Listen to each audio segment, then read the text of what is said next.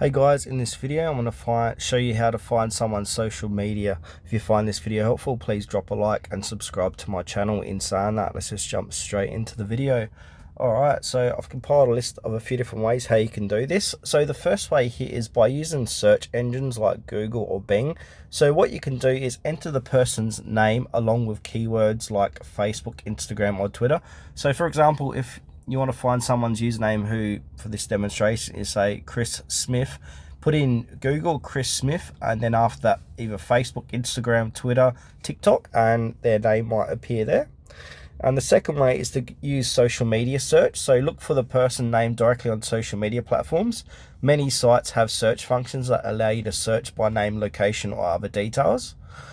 Third way is mutual connections. So check if you have any mutual friends or connections who might be able to link you to their social media profiles.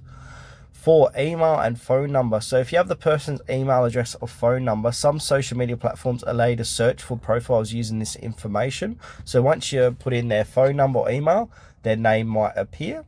And people search websites. So use people search websites that aggregate social media profiles. Be cautious as some sites may not be reliable or could have privacy concerns.